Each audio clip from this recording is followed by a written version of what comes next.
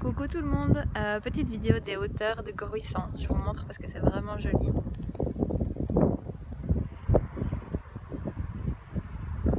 Tout en haut, il y a vue sur la mer, c'est vraiment très très beau. Petite vidéo où j'ai envie de vous parler de cette première étape de l'aventure, de ce qui s'est passé avant. Alors je vous parle de mon expérience, non pas pour parler de moi comme d'habitude, mais pour que ça résonne chez vous et voir là où ça peut vous parler. En fait, il y a une métaphore qui m'est venue, c'est vraiment la métaphore d'une plante et du fait que chaque plante ait des besoins différents, que chaque plante va avoir des fondamentaux que on doit devoir respecter si on veut prendre soin d'elle. Par exemple, une plante va avoir besoin de beaucoup ou moins d'eau, d'être à la luminosité plus ou moins, elle va résister à certaines températures et d'autres pas. Et nous, si on veut prendre soin de cette plante, on va devoir faire en fonction. Et c'est pareil avec nous-mêmes. Et ce que j'ai appris de moi, c'est que j'ai des choses qui me mettent en vie. Vraiment, le mouvement en fait partie. Le fait d'être en mouvement, que ce soit dans la danse ou dans le voyage, le fait d'aller d'un endroit à l'autre, le fait d'être en mouvement, ça me donne vraiment beaucoup d'énergie. Euh, le, le fait d'être libre, de se laisser porter, de se laisser surprendre par la vie, c'est quelque chose qui me donne beaucoup d'énergie aussi. Là où quand c'est écrit, quand j'ai l'impression d'être dans un cadre, ça a tendance à m'enlever de l'énergie. Bref, et il y a d'autres exemples encore. Mais j'ai beaucoup entendu qu'il fallait apprendre à être heureux là où on était. Que si on avait besoin de bouger, d'aller ailleurs pour être heureux, c'est qu'on était fondamentalement pas vraiment heureux. Et en fait, je suis plus d'accord avec ça parce que du coup, j'ai essayé. J'ai essayé de m'adapter comme une plante essaierait de s'adapter à un environnement qui n'est pas le sien.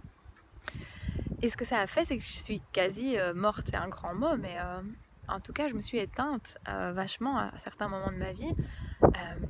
Jusqu'à ne plus dormir. Vous savez, il y a des périodes où je dormais pas pendant des jours et des jours. Je dormais pas, je fermais pas l'œil. Et vous savez ce que ça engendre quand on ne dort pas, quand physiquement on est fatigué, le moral ne suit pas, on n'a pas l'énergie d'entreprendre, de créer, on n'est plus connecté à son intuition, à son ressenti. Il n'y a plus rien qui va en fait, on est en mode survie. Et ce que j'ai compris de moi, c'est que j'ai vraiment essayé ce truc de être heureux là où on est. Et moi, ça me convient pas. Ça veut pas dire que tout le monde, pour être heureux, doit envoyer tout valser et quitter son job, quitter sa maison, quitter son pays. Pas du tout. Parce que chacun de vous, vous êtes une plante et vous avez d'autres besoins que les miens. Donc tout le monde ne doit pas faire ça. Vraiment pas. Mais par contre, j'ai vraiment envie de vous ramener à vous et de vous inviter à vous demander profondément c'est quoi vos besoins, c'est quoi ce qui vous met en vie, vous, ce qui fonctionne, ce qui fait vibrer votre âme. Est-ce que vous êtes quelqu'un qui a besoin de calme? Est-ce que vous êtes quelqu'un qui a besoin d'être en communication et en relation, d'avoir beaucoup de gens autour de lui? Est-ce que vous avez besoin d'être en mouvement? Est-ce que vous avez envie d'avoir un ancrage, un endroit sécure où vous vous sentez chez vous?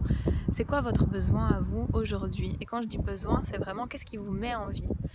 Et si aujourd'hui vous passez par une période où c'est pas fluide, où c'est comme s'il y avait des bâtons dans vos roues, où ça bloque, ça coince, vraiment, je vous propose de vous demander dans quelle mesure est-ce que vous n'êtes pas en train d'essayer de vous adapter à un terrain qui n'est pas le vôtre, à un terreau qui n'est pas le vôtre. Vraiment pensez à la plante et imaginez ça. Est-ce que vous n'êtes pas en train d'essayer de faire comme il faudrait faire, mais pas comme votre mode d'emploi le demande en fait, votre mode d'emploi à vous?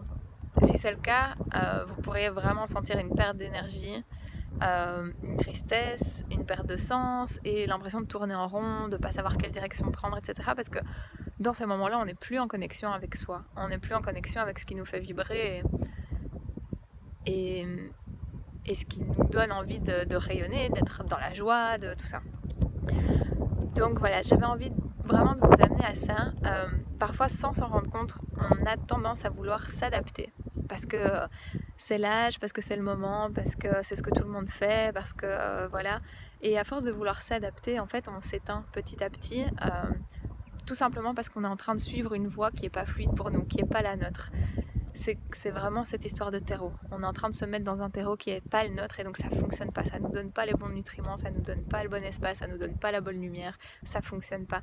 Mais la bonne nouvelle dans tout ça, c'est qu'on a toujours la possibilité de changer, de faire autrement. Et c'est pour ça que je fais cette vidéo. Vraiment pour vous dire, quoi qui vous rende heureux dans la vie, essayez de vous reconnecter à ça et autorisez-vous à le mettre en place. et à vivre comme c'est juste pour vous de vivre. Voilà, je vous fais des gros bisous à tous et à très bientôt.